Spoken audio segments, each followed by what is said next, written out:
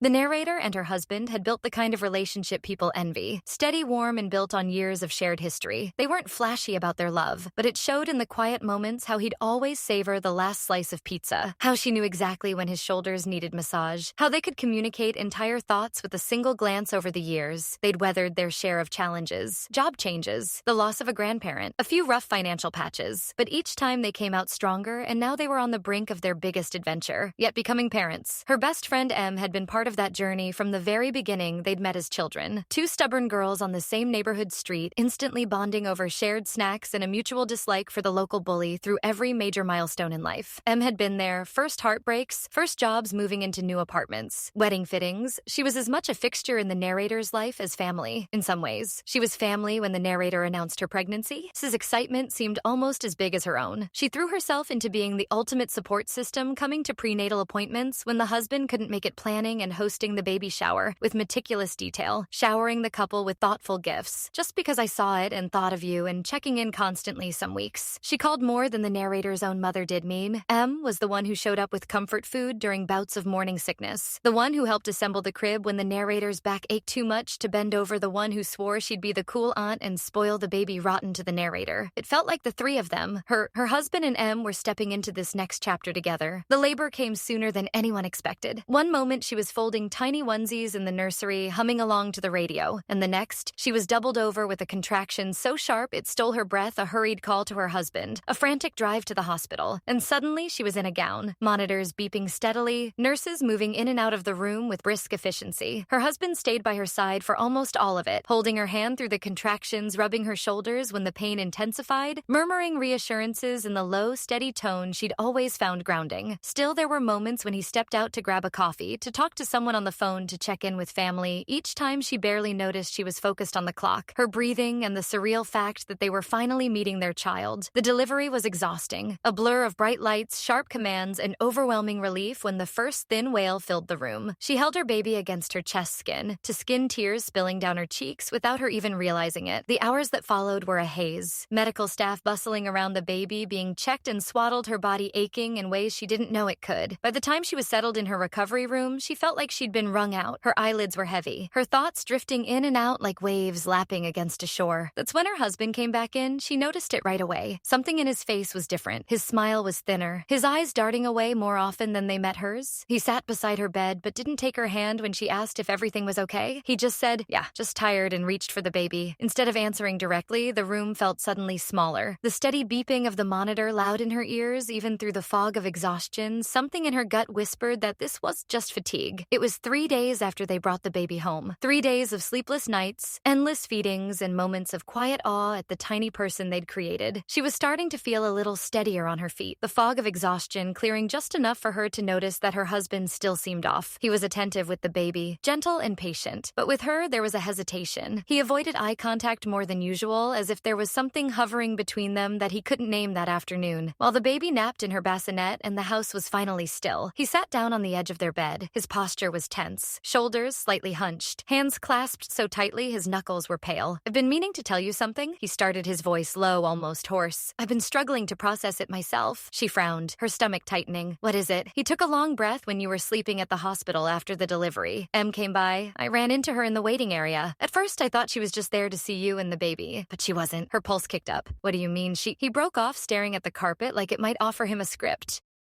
"He cornered me. Told me she's been in love with me for years, that she's always felt we had some connection. And now that there's a baby, she thinks we should be together, that I should leave you for a moment." The words didn't compute. Her mind tried to reject them, push them into some alternate reality where they didn't make sense. "She what?" He nodded grimly, still not looking at her. She said, "You wouldn't be able to keep up as a wife and mother, that I deserved someone who could give me everything." She made it sound like you'd be holding me back.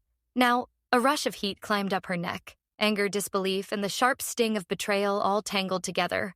Her oldest friend, the woman who had been there for every major moment in her life, had stood in a hospital waiting room on the day she gave birth and tried to take her husband. The shock hit first like someone had dropped her into ice water. Then the fury followed fast, hot, and almost dizzying. She couldn't decide which made her angrier, that Em had chosen the exact moment she was at her most vulnerable to make a move on her husband, or that her husband had sat with that knowledge for days without telling her. "You should have told me immediately." She said, her voice sharp enough to make the baby stir in her bassinet. I know, he said quickly, holding up his hands. I was afraid you had just gone through childbirth. You could barely stay awake, and I didn't want to dump that on you when you were so vulnerable. I didn't want to stress you or stress me. She snapped. You thought hiding this was better letting me sit next to her in the hospital. Let her hold my baby's smile in my face while she was God fantasizing about taking my place. His jaw tightened, but he didn't argue. I'm sorry, I was trying to protect you. I can see now that I made the wrong call, still seething. She grabbed her phone.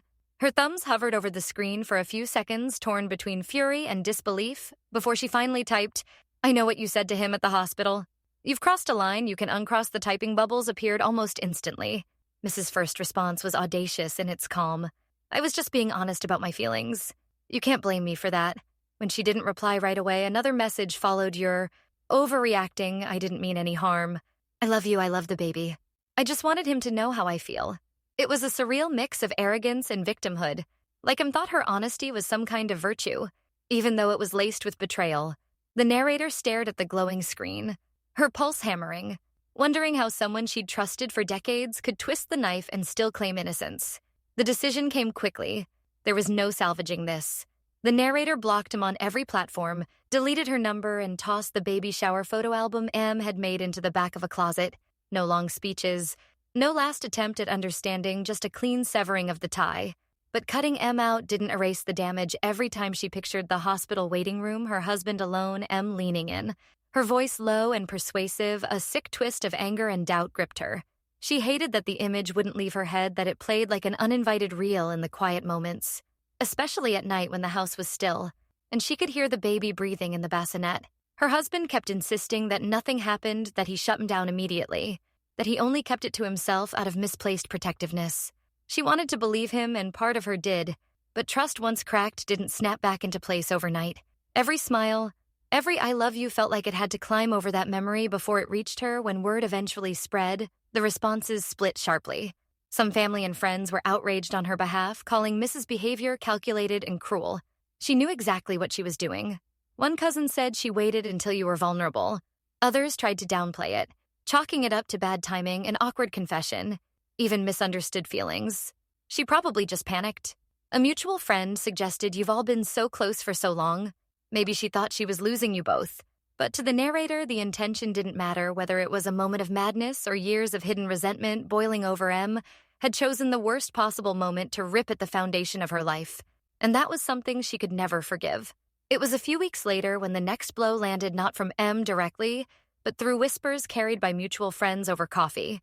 One of them lowered her voice and said, I think you should know what she's been saying, according to Mem. She hadn't been cut off. She had walked away.